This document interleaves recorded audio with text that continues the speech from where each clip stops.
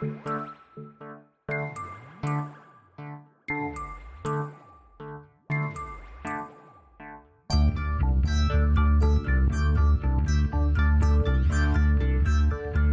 is Continuum Drag, a weekly podcast revisiting television sci-fi, fantasy, and everything in between. This week, Codename Phoenix. He has in his possession a genetically engineered virus. Yeah, sure. It could change the future of mankind. You should be helping me. Nice fairy tale. Let's go. It's true. In your dreams. Welcome to Continuum Drag, the podcast that hopes you're wearing clean underwear. I'm Luke, here with my co-host Jordan. What's real, Jordan? I just want to say a bit of affirmation that this movie taught me, which is flaunt your body. Okay. Remember someone said that? I don't even remember who said it, but someone said flaunt your body. And you really took it to heart. I did. That's why you're wearing what you're wearing today on the Zoom call. Clean underwear. All right. Well, before we get into this week's episode, we are being joined by a returning guest. Gillian, welcome back to the show. Thank you so much, Luke. And Jordan, it was Aurora who said that. Aurora said it, right. Is she the villain who loves face cream? Yes. Right. She is a self-made makeup internet salesperson. She's the same villain that Sharon Stone played in the Halle Berry Catwoman movie. For anyone who watched that movie. For all the 3 people that watched that movie. I was thinking it was more like that villain in Otherworld who ran that resort and sold people's souls to make makeup that keeps you alive. That's a deep cut. Anyway, Gillian, when were you here last? What did you do last time? We did like a TV movie last time that was The After, right? And I actually liked it, and y'all didn't. And I was like, this is okay. And I had some deep cuts about it being like parts of Dante's Inferno and stuff. And I think you were mildly impressed. I remember it took like 2 hours and then some guy crab walked. Oh, yeah. I do remember after that episode, Chris Carter wrote us and said, Gillian gets it. Yeah, me and Chris go way back. And it had Aldous Hodge, who I said at the time was in Clemency and who's now gone on to do more things. He's just in One Night in Miami playing Jim Brown. And you can tell from that, like, he's an exceptional actor and good looking. And, you know, you could tell he was going places. I mean, that's much like the TV movie we're watching today. All of the people in this are going places. Oh, woof. Let me just say now, is this guy who's the lead, and I apologize to him ahead of time, is he one of the worst leads we've ever seen in a TV movie, Luke? I mean, I don't know. He falls into the category of, I guess we're supposed to like him, but I don't know why. Gillian, your thoughts? I literally wrote down, how the hell did this guy get this job? He has zero charisma. Yeah. I wrote it down. Passably handsome and then white. I guess those are the criteria. And then I ended up like Googling because I was like, how did this guy get this job? Like, I'm confused. And he's been in a million things. Yes. Well, actually, even we'll get into it, I guess. But we're watching a TV movie from 2000 called Codename Phoenix. And it was suggested to us by an anonymous listener. Did not want to leave their name attached to this one, I guess. But it's probably the guy who stars in this movie. Probably. This listener, I don't even know if it's a he, I shouldn't say that. This listener sent us this anonymous email, and they provided not just like the name of the movie, but also links around it, like background information. So like I got a lot around it. And the lead actor in this movie, I believe it's either the writer or the director of this film, they'd worked together on a Mortal Kombat series as well. So it may be that was where they had met, and then he was like, I love working with him. Let's get him on to Codename Phoenix. If I'm remembering the order right, maybe I'm flopping it around. Maybe Mortal Kombat came later. At any rate, this is part of a beautiful collaboration between 2 people. Jeffrey Meek is the actor's name we're talking about. That's the lead of this. Jeffrey Meek playing Jake Randall, which I like. I like that the name. It's as generic a hero as possible. But this movie is part of, I guess, UPN at some point. The Paramount network had started like just producing a bunch of films to fill, I guess, the network's need for movies. And this is all part of the series they were doing. It was produced under the title or the brand Blockbuster Shockwave Cinema. Is it a blockbuster or it's a shockwave, or the shockwave is the result of how big a blockbuster this is? Well, it's actually Blockbuster, as in the video store, because after these aired, they were available the next day in Blockbuster to rent. Lineups around the block. I've never heard of a collaboration like that before. That's so weird. It's interesting, eh? It's like kind of like a Crave original. The OG. Real Canadian deep cut there. Which I've worked on some Crave originals. Some of them are fine. Leave them alone. Oh yeah, actually, like that's rude to Crave originals. They're pretty good. This is meh. I mean, I was happy that it was under 90 minutes. Yeah. I mean, this was a nice hour and a half, barely. But one of the reasons I think this was suggested to us, and this was in the email, and then even when you read kind of the synopsises for this, they really talk about this film as it's about a virus that's happening in the year 2020. And I think the general thing when this was sent to me was like, oh, it's going to be a very prescient film about a pandemic in 2020. There's no pandemic. There's barely a virus in this movie. That is not the thing that's the most interesting part of this movie. The most interesting part of this movie is the Toronto skyline.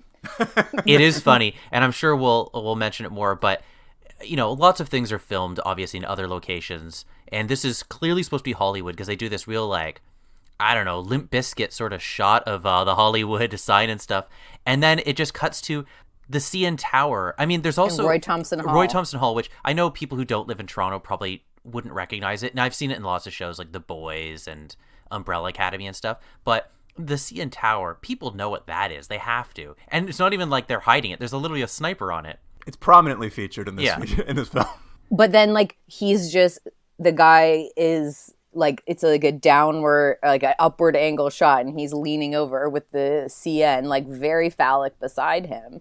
And then just, like, literally you can tell someone just put a palm tree. Like, there's just, like, palm trees added in every shot to be like, oh, yeah. It's LA. Yeah, I love the idea that in 2000 they said, what is LA going to look like in 20 years? I'd say Toronto right now. I mean, we'll get into this now, I guess. I just want to say, how great would the job have been as the guy who moves the palm tree every scene? It's like, all right, move the palm tree for this next shot. Yeah, that Greens guy just got a huge bonus. All right. Well, before we get into it, this came out on March 3rd in the year 2000, and here's a little peek as to what was happening in the world around then. March 4th, so the day after this, the PlayStation 2 is released in Japan. How about that? And I'll only do one more, Jordan. And this is for you. Because my excitement wasn't enough for the PlayStation. Too low energy here. For you, Jordan, and the listeners, this was out during the run of Harsh Realm. Oh, look at that. Another Chris Carter connection. It all connects back to Chris Carter. Like some sort of Chris conspiracy. Carter gave the anonymous tip.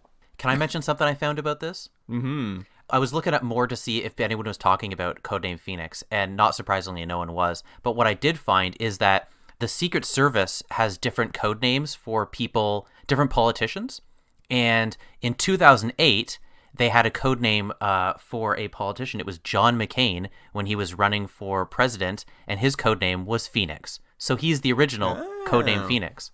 Well, the woman in this is the original. She's from 2000. Oh, that's true. Well, no, but it's 2020. Wow, the timeline is so confused. I guess it's Phoenix because he was a prisoner of war in Nam, I guess. And he was reborn after that. Yeah. I've been to the lake that his plane landed in. Weird. Oh, what a tourist attraction. I lived in Vietnam randomly it's a big lake. You made a pilgrimage. Yeah, and they were like, this is where John McCain. I was like, I don't fucking care. All right, shall we get into it? It's Phoenix to you, by the way.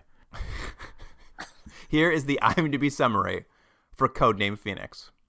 A Hong Kong martial artist joins forces with a U.S. Marshal in 2020 to stop the release of a virus that halts the aging process. And that was courtesy of Timur Tabby. Timur Tabby? Like Tabby, like a cat? No, Tabi. Oh, I'm less interested now. Like the women's clothing store. What's it called? There's a women's clothing store called Tabby? Tabby. Oh, yeah, sure. Well, this TV movie starts off, as we've implied, with a big title credit saying, the 21st century. Yeah, they don't actually ever say 2020, do they? I didn't catch it either, but for some reason, all the writing around it very much pinpoints it in the year 2020. So I'm just going with there must have been like some press around the movie that really pushed it as 2020. I guess it's like 20 years in the future if it was 2000. But I was excited when it started because, Hong Kong, 21st century, and then it was Hong Kong. I was like, oh my gosh, is this movie actually set in Hong Kong? Like, yes, I love Hong Kong. Sorely disappointed. A brief visit. Oh, but I did realize, I think the reason everyone knows it's 2020, because there's one of the hilarious references they make, which they say it's the Rolling Stones 60th anniversary tour. And if we're counting it from 1960, that would mean it was 2020. You can do the math. I see what you're saying. I was kind of excited about it because I don't know if we've watched anything that... We've definitely watched things that have taken place in the future before, but I don't know if we've done anything that's just like so close. Like, this is set in the future of 2000, like 20 years later, but we are now just 1 year past the date of this movie. So we're watching a movie set in the future that we are now 4 weeks past. I think Toronto looks pretty much the same. Looks identical except for the palm trees. yeah. They haven't planted those palm trees yet. Dead in 1 week. It is just fun to see the like swings the writers took on this movie of just like, what's 20 years in the future going to look like? And you know what? Some near misses, but some fun stuff going on. Yes, as you mentioned, we start in Hong Kong. We're watching a group of men, armed men, of course, infiltrate a biological or maybe pharmaceutical lab. But the Hong Kong Special Forces is there, sending in their Codename Phoenix operative to stop them. And I guess this is our first protagonist, Lucy. How would you describe Lucy? Zen. She's quite calm. Yeah, you're right. It annoyed me that her hair wasn't in a ponytail. Always does. I can't handle when women are like running around with their hair long. It's like, that is so unrealistic. Put it up in a ponytail, you guys. Put it up in a ponytail. I can see via Zoom that you weren't expecting this to be a very physically active podcast. Your hair's down long. You're just taking it easy. It's very chill. Yes, she is a martial arts expert, I guess, who was orphaned at a young age and then raised by her uncle in Hong Kong. And I guess she was raised to be part of his... I think it's crazy. He's like, I guess he's a person in the Hong Kong Special Forces. He's like, well, now that you're my child, I'm raising you for one purpose and one purpose alone, to work for the Hong Kong Special Forces. The only thing I really liked is in this part is she wears like a half goggle, but the part that is in front of her eye that I guess is giving her information, like infrared and stuff, is just like a big globe. I like the look of it. She's got like an augmented reality kind of like eyepiece on, so she can see like blueprints as she walks around. And I thought this was going to be like, I'm like, why is she so important? Why is she a codename something? I'm like, is it because she has this optical device? We never see it again. That's not like part of what makes her special. Also, is it weird that this is called Codename Phoenix? I mean, she's probably our main character for the most part, but do they even say Codename Phoenix in this movie? Do they say that? Like, yeah. It seems so innocuous to what the movie actually is. I think the idea is that it's Phoenix because she is immortal. Like, she keeps coming back to life. Do you think so? Like, after she gets shot like 1,000,000 times. With darts, though. Oh, they're darts. Yeah, I think they're darts. But then, like, it starts at the beginning. Was it the beginning where there's, like, a very epic paper cut? And... Wait, what? Yeah, the mom gets a paper cut. The mom gets a paper cut, and I was just like, why are... Because I really hate paper cuts. Like, there's something that, like, they make my teeth, like, I don't like that. So I was like, woo, what is this? But then I didn't even realize until I was, like, at the end. I was like, why was there that bit about the paper cut? Because it was, like, glooping blood, but then it, like, goes away and reborn. Interesting. You read into some things that I totally missed. But yes, there's a few flashbacks with Lucy where we see her as a child and her mom teaching her, I guess, about death and rebirth, which is sort of, I guess, why we're supposed to think she's fearless in battle. That's what I took from it. Like, she's not afraid to die. That's what makes her such a good warrior. But maybe that's it. Because I could never quite tell what made her a code name. Like, what made her so special, other than like she's good at martial arts, and even that is sort of good. Yeah, the martial arts are sort of good. I mean, she's no Michelle Yeoh. Absolutely not. Let's get back to this robbery of the pharmaceuticals. It's being led by a man named Dr. Fong, who's there to steal a virus that Lucy's mom had created when she was a scientist before she died. The virus is a self-replicating virus, like, so I guess it just keeps going, and it restores dying cells to their original state and essentially stops or reverses the aging process. A fountain of youth virus, if you will. I wasn't sure at first if it was just your skin, but it's not, right? It's your entire body, everything, all your organs, your blood, everything's rejuvenated, right? That's the implication. It's a pretty good virus. And they need to, and she really wants to stop it. Hong Kong forces want to stop it from getting out because they're worried that eternal youth will be dangerous to the world, and not because of overpopulation or the things you think would be why it would be bad that people live forever. They're worried that it will cause the world to be thrown into anarchy because people will be so excited to be young they'll start killing each other for it. Yeah, it's a bit far-fetched. The hysteria of the Fountain of Youth. I think that it would probably go a bit bananas if it was like to actually, like, people are very intense about their skincare. That's true. On a separate note, though, and I mean, I can't expect too much of this sort of TV movie, but do they'd ever explain at any point how this process actually works, right? Because do they imply that it just halts the aging process, or that you can keep getting younger and younger? Because if you kept taking it, wouldn't you end up being like 10 years old or younger? It seems to halt at a certain point. It seems to like get you to your prime and halt there is this sort of what they imply. So what would be everyone's prime? Like 32? Is that the prime? 28? 21, I'd say. 29? 32. Like 22, 23. 20? That young, huh? That's the prime. For like skincare? Yeah. When did you look your best, Jordan? I'm still waiting for that to happen.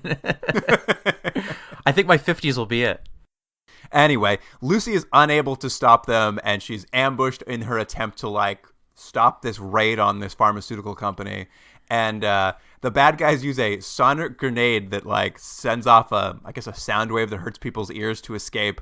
And then Lucy is apparently exploded in a giant self-destruct function that was built into this building.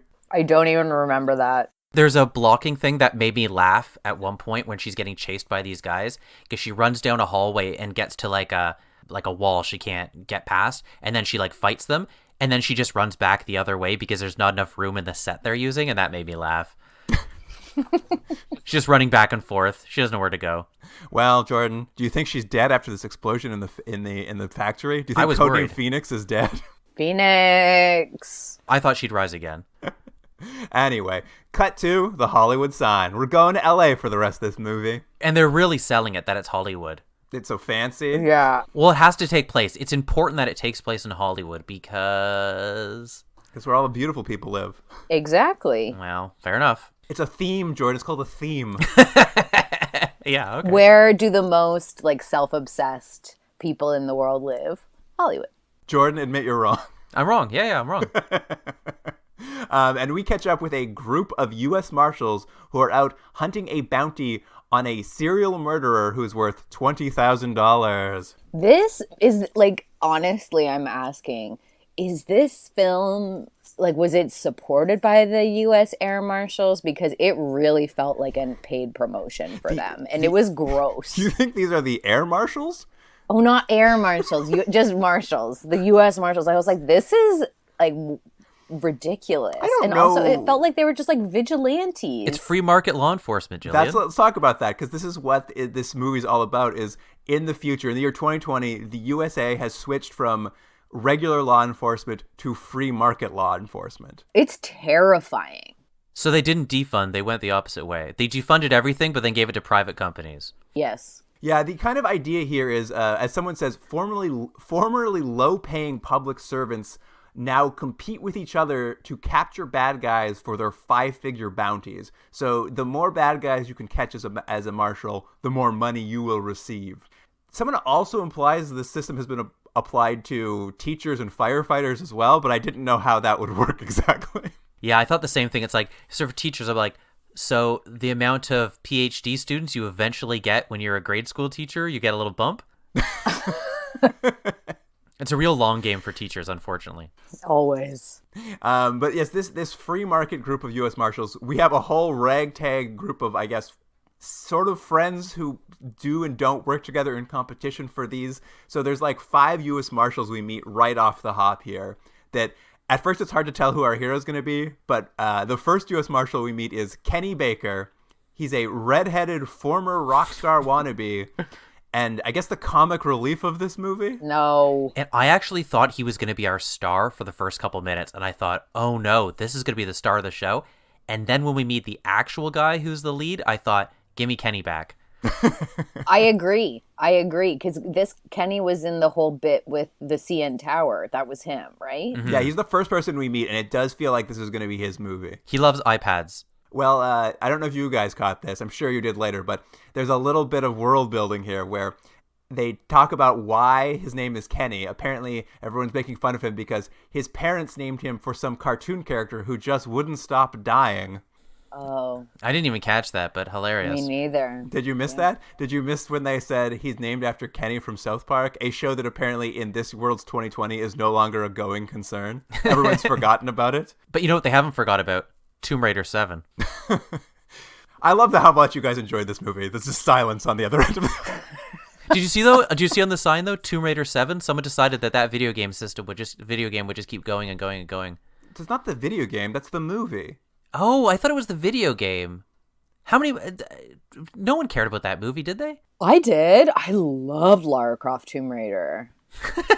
So much that you said the whole title. They didn't quite get it right though. There's only been 3 Tomb Raider movies, not 7 by the year 2020. Fair enough. Correct. If it was the video game, Jordan, there have been about 12 of those video games, so they would have been way behind. So I don't know what I'm talking about. Britney Spears is on a bus, though. Yep. That was a really great moment for me. I think that was my highlight. We will see in this opening that a bus drives by with a Britney Spears comeback tour on the side of it, which I was just like, hey, good swing. Yeah, I was like, this is about, this movie knows what's up. They gave some minimal effort to the world building, so you got to give it to that. All right. So our second bounty hunter we're going to meet, our second U.S. Marshal, is named Conchita Flores. Played by Lexa Doig. A Canadian genre superstar. We know her best as Cowgirl from Tech War. Yeah. One of those actors where if you see a movie with them in it, you go, I know where this was filmed. And when we get to meet her, she, I guess, is walking out of a shop about to track down this bounty, and she's accosted by 2 creeps who proposition her as her introduction. Yeah, I was like, great, cool. Just some objectification right off the bat. But you get to see she's tough and streetwise, and she doesn't take no guff. Yeah, they have these sticks that are like they're weapons that they use, and I don't really understand what they are, but then they also send out distress signals. They do a lot. Well, I'll get into the tech in a little bit here. Let's meet our third U.S. Marshal, Sarge McSweeney. It's a good name. Yeah. So when they said Sarge, I assumed that was his rank, but I looked it up. It's his name. His name's Sarge. Yeah, Sarge McSweeney, a good future 2020 name. So if he's like a lieutenant or something, it's a real catch-22 sort of situation, right? Exactly. He is, of all the marshals, his speciality is using sniper rifles to sit in the CN Tower and I guess shoot the bounties he's after. Yeah, that's his specialty. Although we do see later on, and not to ruin anything, is that apparently his rifle can just be like auto set to like look for people. I'm like, why does he even bother sitting there then? Just leave the rifle, go home. He just sits there, reads a little magazine, lets the rifle do its work. Mm-hmm. And finally, after we meet all of our U.S. Marshals, we finally meet the protagonist of the movie, Jake Hawkins, who pulls up in a sports car, looking a little bit greasy in a leather jacket, with a big old dirty, hairy revolver. Yeah. Yeah, and they I thought his name was Randall.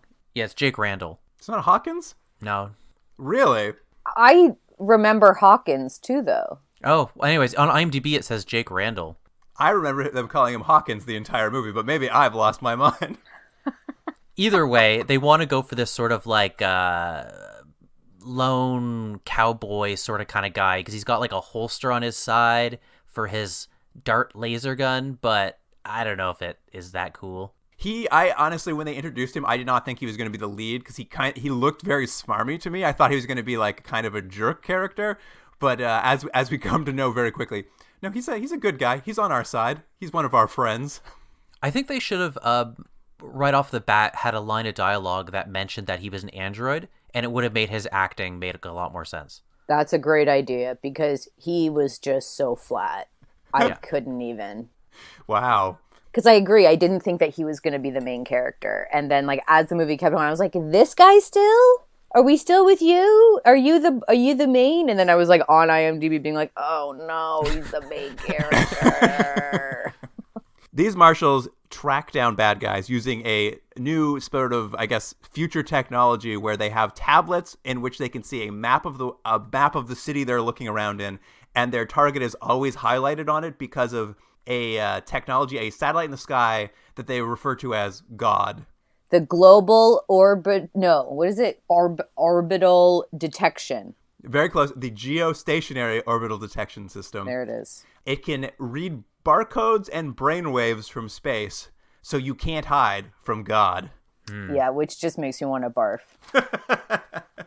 Why were all the police officers or U.S. Marshals or whatever they are, why were they so excited about watching bounties and stuff? Like, they were reacting to it like a touchdown had happened, because they're always watching stuff on a big screen, and they're like, new bounty, and they're all like, ah! Like, okay, guys, calm down. It's crazy. It's literally like they're at NASA and they've fucking landed on the moon. Yeah, I know. I was like, guys, calm down. I think there'll be another bounty in 5 minutes. I know. They're very excited. Like, I guess because it's free market, everyone's so excited to chase down this money. It's like a game show to them. All these U.S. Marshals in their headquarters. I mean, even when we see later, they get to watch replays of people getting taken down by the bounties, and they just like cheer it on. They love their jobs. They love the killing. It is very American, to think about, like, the idea that they're all up against each other and that it is like you make free market, manifest destiny. Yeah, like it's all on you. I did think this was one of the best ideas the writers came up with, the idea of this free market law enforcement. It was the funniest, weirdest idea, and it worked for this movie. If worked is what you, I don't know about work, but it happened.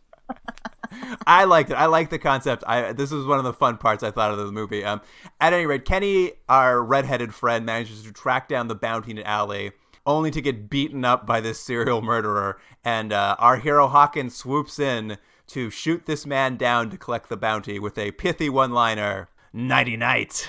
Yeah, and he delivers it in possibly the worst way that any actor could ever deliver a line. You didn't like the camera pushing in on his face after he shoots him and just delivering that line? Like, he might as well have screamed it. That'd be more interesting, at least. Like, "Nighty night!" Like, well, that's a different choice instead of cardboard. Oh, yeah. Well, this gets into the tech that you were mentioning with these sticks you saw earlier, Gillian. Apparently, in the year 2020, someone has discovered a switch inside of human beings which basically turns them off. It basically makes you catatonic. And they've taken this technology and placed it inside of bullets. Mm-hmm. Which I didn't fully understand what was happening, because the bullets seem to, like, in this first shot, we see the bullet fired, and then a little helicopter spins out the back of it and, like, drives it forward.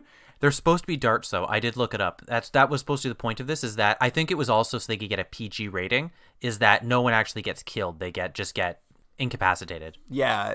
Every time you're shot, you get knocked out. But I was just like, you're still getting shot by a high projectile object. Like, you're still getting shot. But then they also said, like, that, a lot of these bounties are wanted dead or alive. That's true.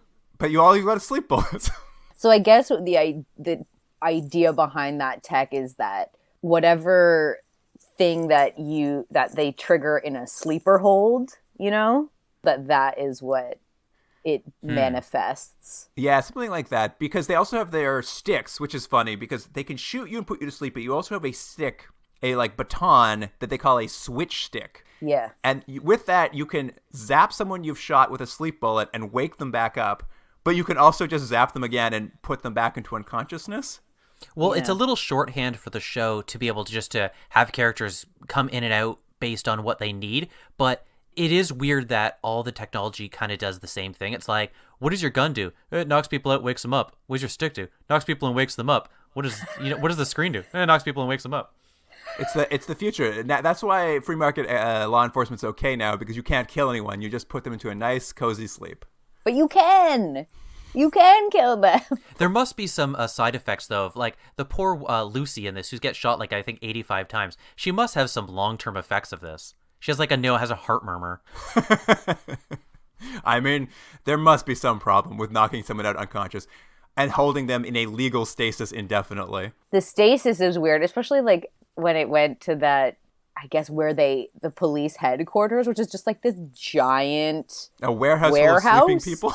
Yeah, I was like, this does not look You know what I liked secure. about that? And I know we're jumping ahead a little bit because Lucy's going to at one point be in there knocked out, but she has all her clothes off. Yeah, when you go there, they strip you down. Just in case, I guess, right? I mean, law enforcement has a long history of sexually assaulting people, so I think it's probably just that. It did seem rife for abuse.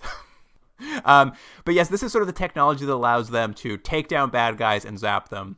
So Hawkins or Randall, depending on what his name is, captures the bounty, turns him in, but we know he's our hero and a good guy when he splits that $20,000 with old redheaded Kenny, and Kenny feels a little bit better about his day. He's blown away, actually. I think he's like, I can't believe it. And it's that real save the cat moment where you're like, this guy, he is our hero. He's a good guy. And I was very upset at that moment. I was like, no, not him. Give me Kenny. Next thing you know, we're jumping to a fancy pool party, and we're hanging out with a couple on a second date. Yes, so arbitrary. And then that they end up getting stripped down. And That was my favorite part of the party. Device. It's we introduced the character Aurora, who's the head of this pharmaceutical company. That'd be correct, right? Yes. Which I guess is also like sort of cosmetics line. And she sort of gives this big speech about how awesome she is and how, I don't know, how awesome her company is. But while she's doing it, she's walking by these, attractive pool goers and just cutting off their clothes. And they're into it. That's what our parties are all about. That's why people come. They Jordan. literally They're excited. come. Like, this scene starts off with two characters who we'll never see again having a conversation. I was trying to figure out who they were, and we don't meet Aurora for like 10 minutes. And like, they're having this conversation. They're like, well, it's nice of you to bring me this pool party. And she's like, you don't know what you're in for? I hope you wore your clean underwear. And I was just like, why is she so worried? And the guy is like scandalized. He's like, it's only our second date. I don't have to wear clean underwear yet. But I couldn't figure out what's happening because she was very excited for this weird pool party that this woman throws. And she's like, you don't know what you're in for. And I'm just like, what is this going to be? What is about to happen at this pool party? But what it is, Aurora likes people's bodies because she's into, what did you call it, Jordan? Your physical form? She's into flaunting your body. Flaunting your body, yes. And so when she gives her speech about how the human body's perfect, she pulls out a big threatening pair of scissors and just starts cutting everyone's clothes off. They're like scissors designed only for cutting ribbons at like opening ceremonies. They're like mayoral. Yeah, mayoral scissors. Yeah. And I mean, I have to say, like, Aurora is played by like the legendary Canadian actress Christina Cox. Like, she's probably, besides Dennis Akiyama, who is legendary as well as Dr. Fong, who... Everyone at home's like these household names. You see Dennis Akiyama and you're... He's in a lot. I did not remember his name, but I was like, oh my God, who is he? And then I sadly found out that he passed away in 2018 from a rare form of cancer, like aggressive. And I was like, oh my gosh, like, because he's been in... Like, he's just a good actor. But yeah, Christina Cox, Aurora comes out there and you're like, but what is your... what is the point of you? And then when she talks about... that she, and you're like, oh, okay, she's the villain here because she's selling the virus. She will be selling the virus. She, self-made millionaire, started selling makeup on the internet and really like saw the future coming. So she's now is like, everyone loves her. They want to come to her cool parties and get their clothes cut off. That guy's date was right. His pants were immediately cut off with a pair of scissors. They were. Which you should warn someone before you take them there, because what's he going to go home in? I mean, and it was like, except for that guy, it was like all women who were just like being like low-key scandalized, but also like, oh, hoo, hoo. I was like, guys, consent. Like, it's a thing. Hey, they knew what they came for. But yes, she is there because she is meeting with Dr. Fong from Hong Kong. He's got the briefcase that has the virus inside of it, and they're clearly up to something. They're going to take this virus, they're going to market it, they're going to sell it to people. People are going to live forever. But not for a little bit. Let's give it a few days. Let's not rush into this plan too much, because our heroes have not heard about it yet. There's some logistics to work out, that's why. There's some logistics to work out. And this is when we get to see that Lucy is back from the grave, because she steals old Dr. Fong's limo in an attempt to, I guess, capture him and that virus. But what Lucy's not aware of is that, as everyone knows, rich people have a button in the back of their limousines which sets off their driver's airbag just for the lulls. I know. So they can I laugh wasn't at their sure. drivers into... In what sense would that technology ever be useful? You anticipate a crash before the car does, so you go, airbag time. But not for you, just for your driver. I thought it was going to be like like his seat was ejected. Like that's what I was assumed was going to happen. Then I was like, oh wait, what? No, it's just so that Lucy gets hit in the face with an airbag. Dr. Fong's able to escape, and now he knows Lucy's still alive. So Dr. Fong meets up with a corrupt member of the Hong Kong security force who's working for him, but in LA. It's very, very confusing what their jurisdiction is. But essentially, they've decided to, now they know Lucy's alive, they're going to use deepfake technology to create a video painting Lucy as a terrorist of some sort. Mm-hmm. They're going to hand that over to the marshals so that they can create a dead or alive bounty on her for $1 million. I think it's 500,000. They said it's a $500,000 bounty, and the Chinese government will add another 500,000. But I didn't know where the first 500,000 was coming from. The U.S. government. Oh, so there you go. Both governments. It's a team effort, and those greedy marshals, they can't wait to get that $1 million. And Jake isn't sure about things. It's hard to tell that because he can't act, but they cut to him being like, oh, I don't know, something's He can't hinky figure here. out shit. He's so brutal. But what I did like is this whole thing is happening with Dr. Fong and his security guy, like discussing what they're going to do about Lucy being alive again.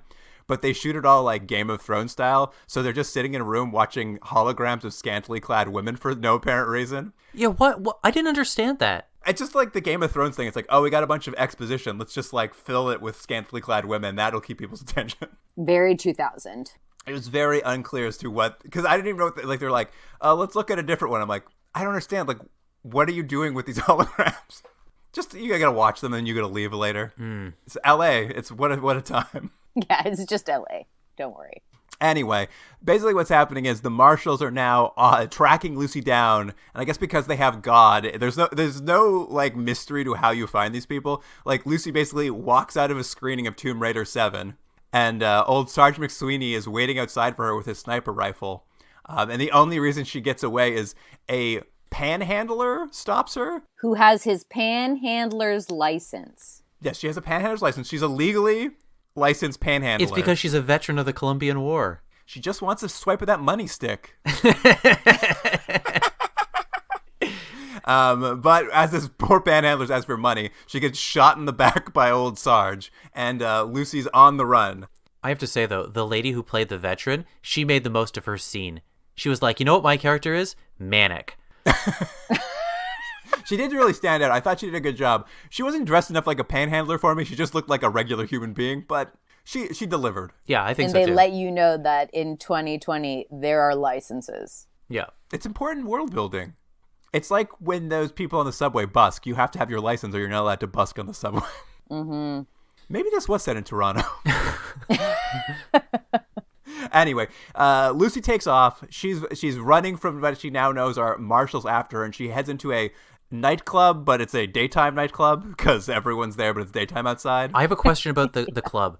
It's pretty well populated and stuff's going to happen here, but they pan across some people dancing, and I think the effect was supposed to be that they are dancing in a VR land because they're dancing with other people possibly, but I think maybe the stage direction to the actors wasn't that clear because I wasn't sure what they were doing. Was that what everyone else got from that?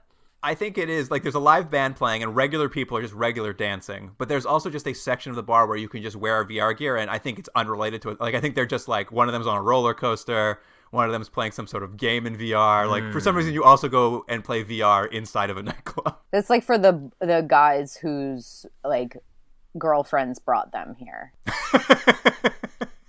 Right. He's got to keep playing Call of Duty 19 even when he's out of the house. Yeah. Exactly.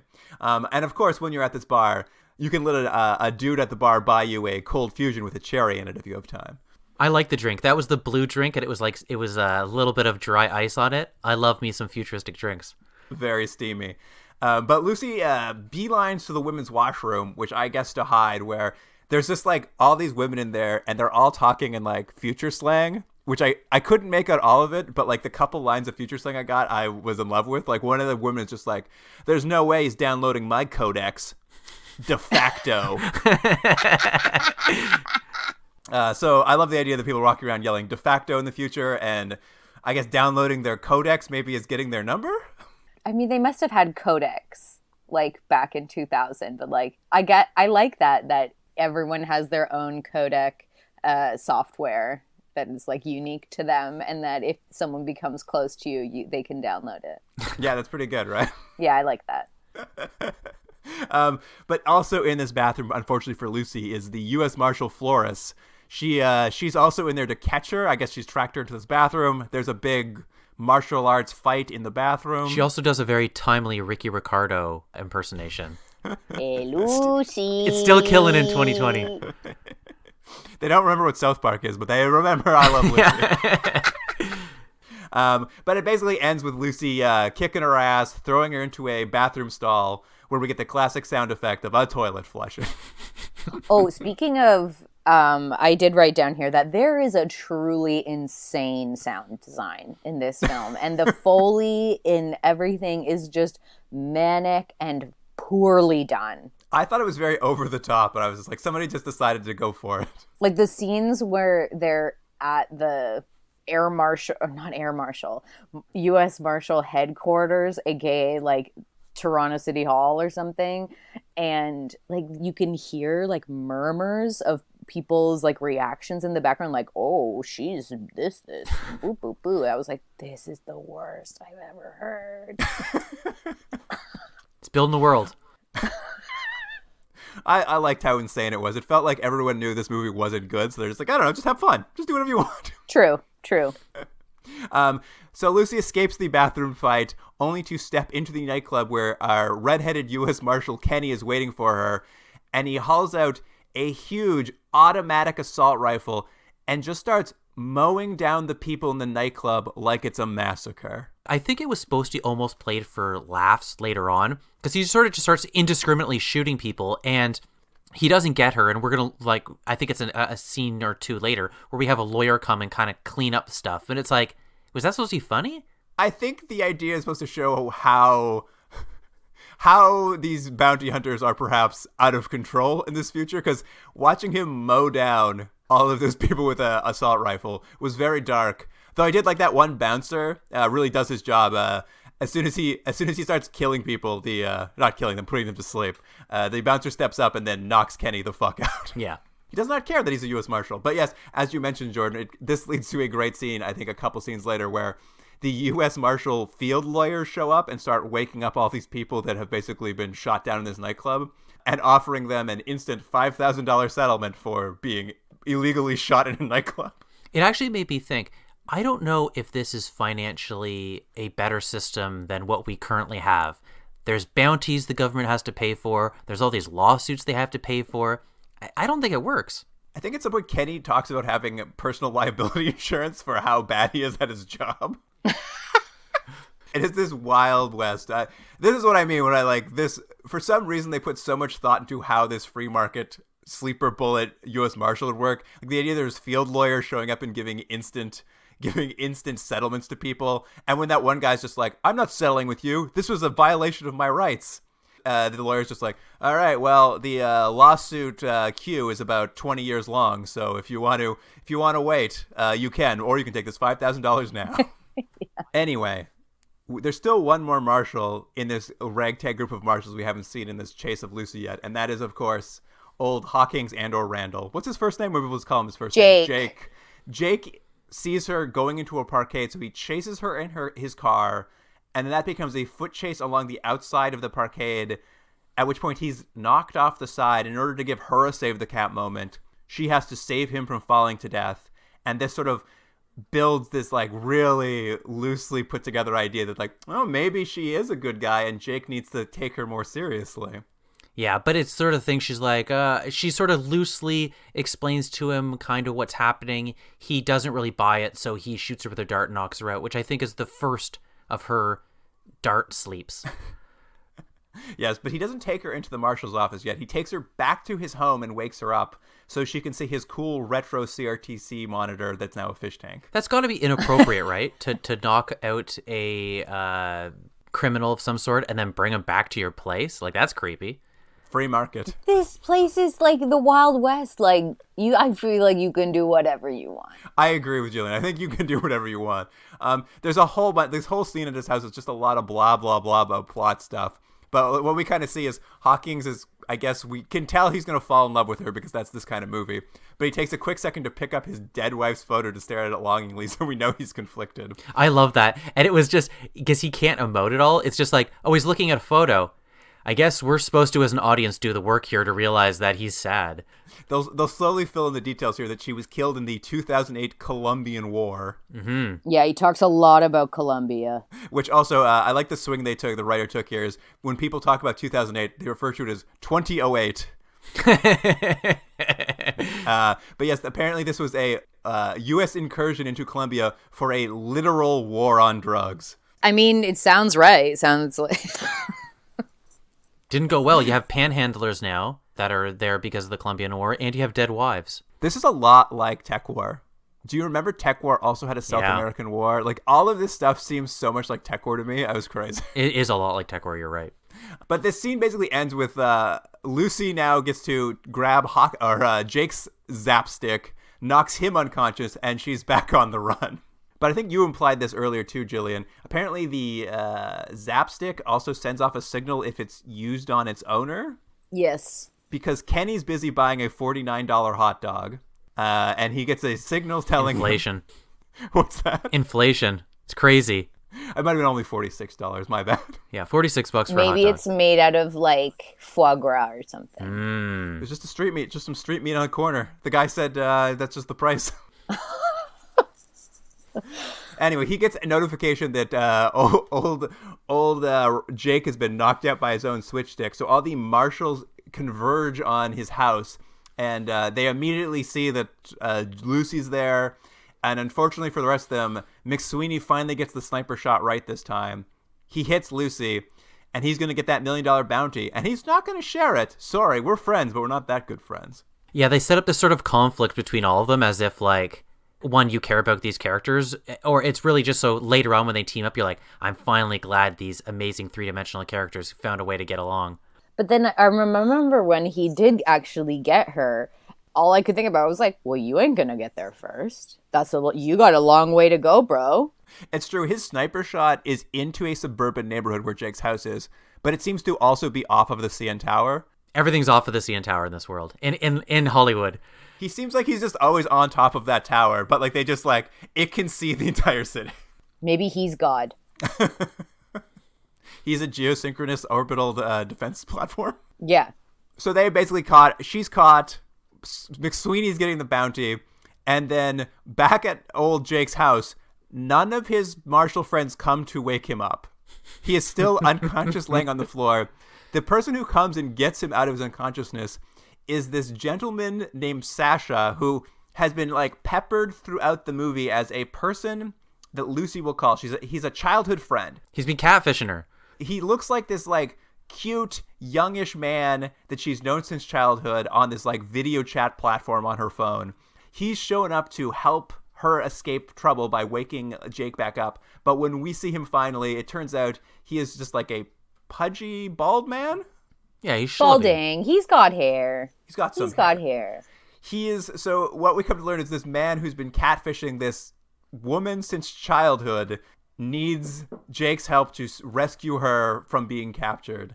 And he's like a hermit. Like, we find out before this when Lucy's talking to him on her Game Boy that she it's a DS. that he doesn't leave the house. That he hasn't left the house in however many years. And so that's like, he will do anything for Luce if he leaves his apartment to get to Jake. Yeah, he's like her man in the chair. Like, he's her tech guy. He does all the Googling she needs. What is that? He's her Q? Exactly. Also, don't you think Lucy missed a turn, though, when she knocked Jake out? When he was laying there all the time, she should have drawn a penis on his face or something. You know, a little extra kick while he's down. She should have just cut off his penis. Oh, jeez, Gillian. See? Twist. That's a twist. That is a twist. But yes, Hawkins now has to rush off to rescue Lucy from the Department of Justice sleep storage facility, which is where everyone is sleeping in the nude. And you're right, Jordan. Everyone there should just have penises drawn on their face by the guards. Yeah, it's hilarious. But he's very easily able to rescue her.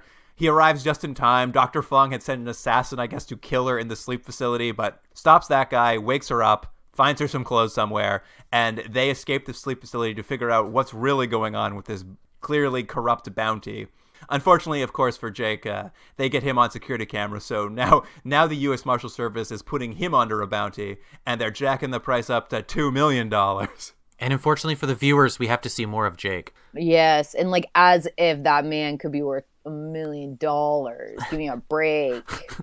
What would you give for him, Gillian? A nickel. You'd pay $46 for a hot dog and only a nickel for Jake? I would. At least that hot dog would satisfy me. Oh. But yes, now Jake and Lucy are on the run. They put on tinfoil hats so they can hide from God. Literal, actual tinfoil hats. It's a scene where they make them. Is this where he sprays off the barcode off the hat? Yes, and put tinfoil in it. There you go. It's a classic move. It works every time. If anything can stop God, it's tinfoil. And she is really against the hat. And like the whole time I've been like, girl, you are so easily identifiable. Can you just like put a wig on or like change your hairstyle or something? And then he finally gets her to put on this dumb hat. It's a very Blossom-esque hat. It is a Blossom-esque hat. So now they're both on the run. They're hiding from God. They make the most logical decision. They go to visit Jake's grandpa, who is a creepy old man. Is like 20 years older than Jake. He's not that much. Like it looked like his dad more than his grandpa. I thought it was his dad, and then he was like, Gramps. Do you like how angry he was at the TV? Well, that's it. He's at home watching TV like every old person does. And you know what? He's tired of all this sex on TV. All that's there, all that's on TV is, what is it? That's what he keeps saying. It's a laundry detergent commercial with a lady in a bikini. It's a talk show that's introducing the flight attendants who work on the space shuttle who all wear bikinis. And then the TV show he flips to is just softcore pornography. I mean, I guess it is like notes on a theme of that in this world that we live in. Like, you gotta flaunt your body. Yeah, everything's a little over-sexualized. And it's very funny because you're right. The grandpa's just like disgusted. He's like, sex, sex, sex. He's like, I don't want to watch this. So he flips the channel to the violence channel.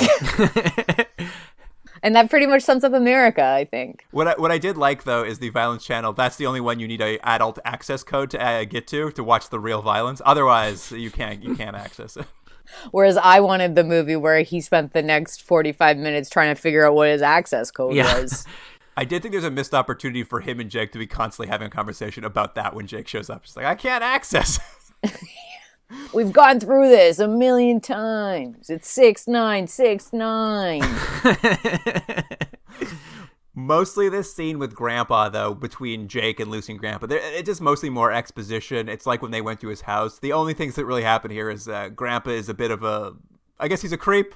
He doesn't like sex on TV, but he is a real creep when it comes to live women. Yes. I had a question, though. Right off the bat, when they come into the place, Lucy and Jake, and the old guy's all pleased because he thinks Jake's kind of on a date and he's moving on with his life. And she's immediately like, I'm hungry. Where's your kitchen? And she goes to the kitchen, and then they have a scene, and they cut back to it, where she's like rifling through things. But to what effect? Nothing came from that. What was she doing? She got an apple, didn't she? No, but she was rifling through cupboards and stuff, like she was like looking for like a weapon or something. That's what I thought the scene was. I thought she was looking for knives. Yeah, and then she just comes out with an apple. No, she's just looking for that apple. And then she asks the Gramps, and then he's like, I don't keep those in the kitchen. Oh, is that what it was? Yeah. She knew he'd have weapons, but he doesn't have them there. And it's weird. There's this real implication because he's an old cop that he would just have like many lethal weapons hanging around his house. And later we'll find out he does have just grenades. Yeah. I do like, though, that Jake mentioned, she was like, he was also in law enforcement? He's like, yeah, I have 6 generations of cops. I was like, 6 generations? Like what, the 1800s? Exactly. Well, I think that was an because like there's this moment of that Lucy is into mindfulness and meditation, and she believes in reincarnation because she's a Buddhist, and he's like LOLing at her, being like, I loved it. He was so dismissive. She's like, I'm Buddhist. He's like, pfft. I was like, okay, it's like, thanks, Jake. that's just like a very standard religion. Like, relax, buddy. Like, it's ancient. and then, but I actually liked that moment when she said, after he's like, oh, 6 generations of cops, and he's like, and you don't believe in reincarnation? I was like, oh, bitch, nailed it. I thought that was like an insightful moment. There are a few moments like that. I also was just like, yeah, fair enough. Yeah, and I thought about that. I was like, oh, I would have never kind of considered that, like, to be reincarnation, but it absolutely is. Like, you're just kind of like mimicking what you know and what's inside you, and yeah, it was. That's true. That was my one aha moment of Codename Phoenix. My aha moment was when Grandpa's complaining about how he's dying of a disease, and Jake's just like, you don't have a disease, Grandpa. He's like, yeah, I got a disease. It's called being older than shit. Yes, I love that moment. Like, you tell him, Grandpa. You know what he could use? He could use some products from Aurora. That would have been a good twist. He says very specifically, he's like, your Grandpa, it's fine. He's like, no, it's good. Having a disease gets women's sympathy, and that's how I seduce them. Yeah, that's gross. I'm just like, oh, Grandpa. Anyway, we kind of are once they kind of finish this Grandpa scene, they're like, let's hang out here till Sasha calls, because Sasha's got some information for us. And Sasha basically has been Googling around trying to figure out this conspiracy. And what he comes back with is like, hey, I was looking into the virus, I guess, that youngifies people. I found out when your mom created 20 years ago, there's a photo of her lab team. And hey, that lady, Aurora, she was your mom's lab assistant, and she hasn't aged in 20 years. Yep. Solved She's it. like a regular Paul Rudd. He still looks like he was in that Nintendo commercial. He looks fucking great. But they know, with this information, they decide to head out to an Aurora Enhancement Products office where they pretend they want to use the spa in order to infiltrate her operation. Oh, right. Oh, yeah, and I know they go in and the lady's like, what do you want? And they choose the aroma engagement package. This is a great scene to me because it's so it's them in towels in a steamy room, and every 30 seconds another blast of steam comes out, so they're having to organize themselves in such a way that when the steam blasts out and like blocks the camera that's watching, the security camera watching them, they will sneak out of their bed, plant a secondary like feed onto it so it looks like they're still in their room, so they're able to escape and sneak around. So that sequence goes on for 2 or 3 minutes of them like using the steam to sneak around the room and then getting back to the bed before the steam goes off, and like this whole thing. And when they finally set up the feed to block the camera, they get up and leave, and there's just a second camera in the room that they didn't do anything about, and security's immediately like, their plan like, we have to watch them execute this plan for like 5 minutes, and then it just like immediately there's like, oh wait, there's a second camera they didn't block, so I guess they're caught. This is where I really was just like, I can't, like I checked out at this moment. I was like, what is going on? Got a lot of time to kill left. We're not at an hour and a half. I know. I thought the point of this was going to be that because they clearly want to have these two people have a sort of will they, won't they relationship as they progress. And I thought this was going to be that sort of classic, oh, they both have to dress up and pretend to be a couple, and maybe they'll actually find they have real feelings about themselves. Now, that's cliched and being done to death. However, it was desperate in this scene for it, because like you're saying, Luke, it ends up becoming this sort of like just time waster of, here's a plan, it doesn't work, so anyways, the last couple minutes of your life, not getting those back. Agree. They're immediately caught by Aurora's henchmen, who are just like spa ladies who are also her henchmen. They all wear shiny purple dresses. That's how you know they work for Aurora. Also should have been robots. Come on. Very 2000, the like mini dress and the baby colors and like glitter, shiny, and like everyone's got like the high updo. Like everyone looks like they're going to prom, but like in a little skimpy dress. And that's the uniform when you work at Aurora Enhancement Products. And when they knock them out, they bring them to Aurora's pool. Why is that? Like, I know she has to make some grand entrance. That's also her office? That's also her office. Oh, I see. What a nice office with a pool. Well, she's living in lockdown. It's 2020. That would be great. The background of this is there's also a separate pandemic happening, but it doesn't really come up. But and everyone's like, well, okay, well, we'll survive that, but we got to stay young. Exactly. This is where Aurora basically explains the entire plan around. She's going to sell the virus to people by like putting in her beauty products, but they'll have to, it's not permanent. You'll have to re-up it, so she'll make more and more money. And this is all of Dr. Fong's plan with her. So classic bad guy explains the plot. And she's just like, you see, I've already been using it. I haven't aged in 20 years. And have you noticed some of my celebrity friends like Dick Clark and the Rolling Stones? Don't they look great too? R.I.P. Dick Clark. Yeah, they did not predict that correctly. Not hosting New Year's Eve anymore. But I have some real questions here because at this point in the movie, I can no longer make sense of what's happening. My understanding is there's a virus that keeps you young forever. Dr. Fong has just stolen it. It is thought to have been lost. He's just stolen it. And now they're going to use it to make a bunch of money by selling beauty products to keep people young forever. Great. I understand that entirely.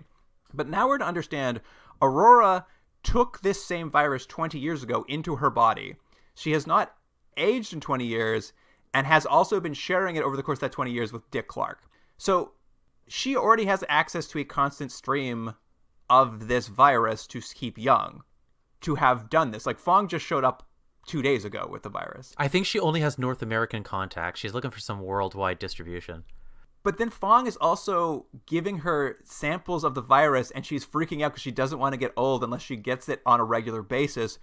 But she's had it this whole time and has been using it. I couldn't make heads or tails of how this conspiracy like really started falling apart for me here, because I'm like, well, she just has had the virus the whole time. And you said it was a self-replicating virus. Like, she can clearly just make as much of it as she wants. What does she need Fong for? I think they just need two bad guys. Yeah, agree. And that, like, there needs to be one Asian one and one American one. And it helps that it's, like, a man and a woman and that, like, he held the upper hand over her in general. I guess so. I just couldn't follow the logic. This is where the movie fell apart for me, you guys. I just couldn't do it anymore. This is exactly what I'm saying. I completely agree. This is when the movie and I was like, okay, give me a break. The movie fell apart for me when Jake showed up. Yeah. Amen, sister. Anyway, now that they're caught, they're obviously going to be taken off to be killed by the bad guys. Classic murder-suicide, they're going to make it look like. And they're also going to send some spa babes off to go kill Sasha too, because you can't keep Sasha alive. Yeah, I don't even know, like, how did they even know about Sasha? I don't know. It's just so we can get a funny scene where Sasha opens his front door, this, like, pudgy balding man, and he's just like, you can't be here for me, spa babes. And why does it have to be the same people that work at the spa are also her assassins? Everyone has to have two jobs? Yeah, just like 2020. It's a gig economy. Well, I think it's just like they had so little money that like everyone is in as many scenes because they just were like, well, casting's over. Anyway, Jake and Lucy are taken off to a riverside abandoned playground for their execution, where you take anyone to get killed, I suppose. And of course, you know, Lucy uses her martial arts to break free, beat everybody up. She's literally like dodging bullets in this scene. Like, she's like, people are putting guns to the back of her head and she's like dodging around the bullets. And she's able to basically rescue them both. She actually gets her handcuffs shot off too. Yeah, she's really good at this. And she saves them both. And the takeaway from Jake for this scene where she dodges bullets, breaks out of her handcuffs, saves them from like 12 armed men, is for the rest of the movie, Jake will be pissed off at her that she can dodge bullets. He's just angry. Like, at the end of the scene, he goes, "Who are you, woman?" Yeah, because, and it's honestly like, I mean, not to sound like the angry feminist, but like it literally is just all these men cannot handle that women have any power or skill above them. And because she explains to him, she's like, I didn't dodge it. I listened, because this is how her mindfulness comes in, and that she ends up being able to listen to the squeeze of the trigger and knows exactly the moment to like do this epic like Matrix swirl away. And I was like, oh yeah, I get it, girl. But in world, what are we supposed to understand about Jake's character in this? Because is there any other takeaway other than he's like a petulant child? Like, even if you're watching this 20 years ago and you like him as a character, isn't this a hard scene to get over, that he's just like a whiny baby? I thought it was going to imply something like the final reveal of the Codename Phoenix was she's going to be like genetically modified, or like there was or she's a robot. I thought there was going to be a twist on that. That's why he was so upset by how powerful she was. But the ending was just like, oh, you're just mad that the lady saved your life? Yeah. Yes. He sucks. And that she's more capable than you. It was bizarre. But they rush off because they got to go save Sasha as well. And when they get there, Sasha's fine. When the babes showed up, he just faked a heart attack and they left. Which is epic. I was just like, oh, those are bad assassins. But I guess they're just like, oh, I guess he did our job for us. So see you later, body. But this is like, yeah, basically the team's back together. They now know everything that's wrong. I think this is the first scene where Lucy finally finds out that Sasha has been catfishing her for her entire life.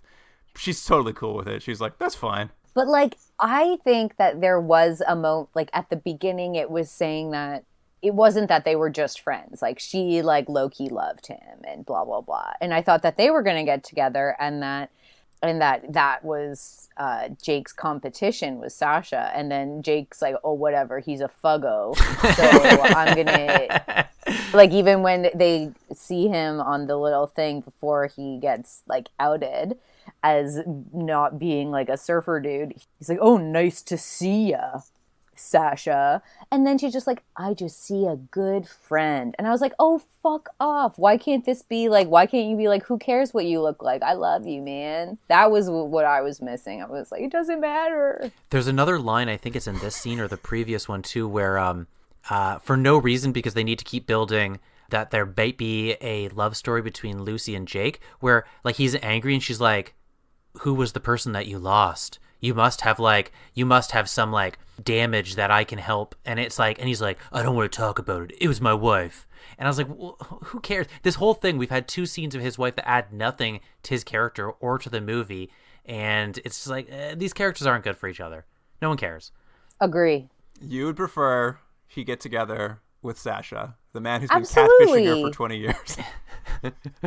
But, like, in a way that I think makes sense in this theme that you'd want to show. And, like, it's pretty much like filters. Like, he has a filter.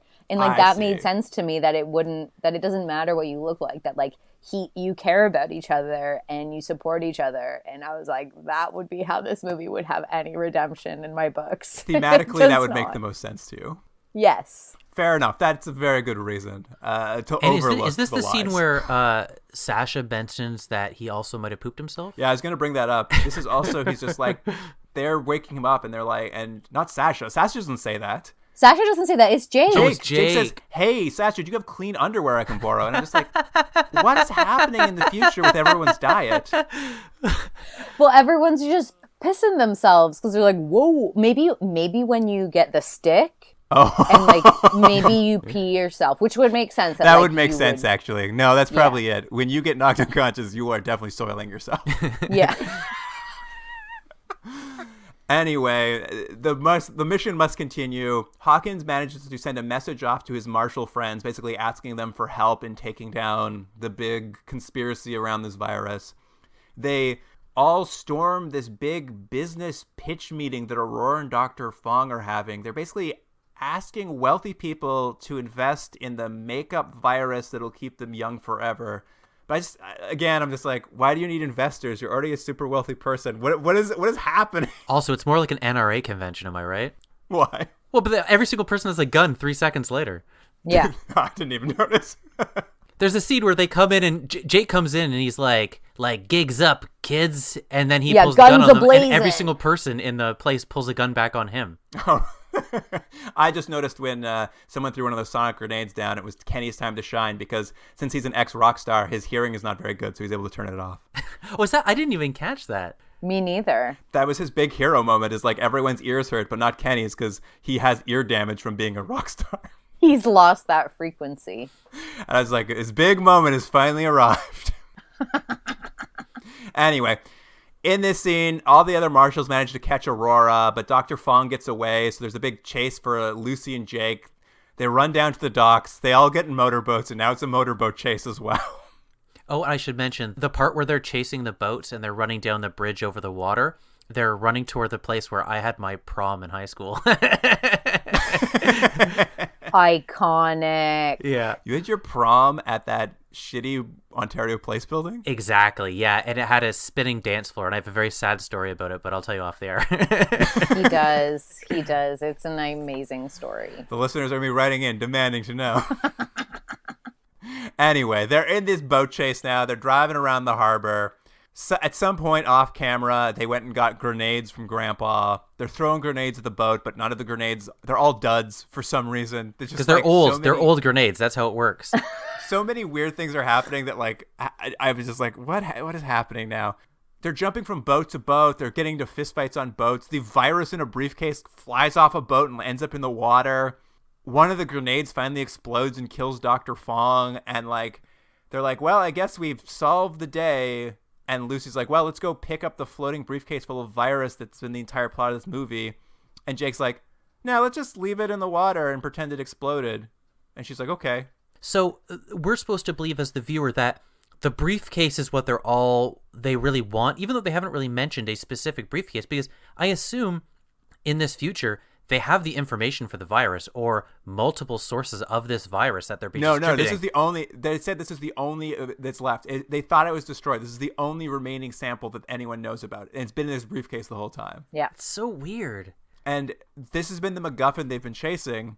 And the movie ends with them, like, looking at it, floating next to them in the water. And they're like, let's not pick it up. It felt like the reimagined Harry Potter and the Deathly Hallows Part 2, which does completely not do what it's supposed to do in the film with the wands, etc. I'm not going to get into it.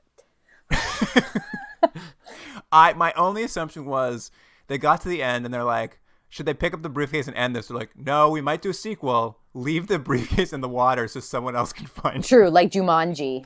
In the sequel, all the fish are very young looking. They're like, wait a minute. They're all guppies. Yeah.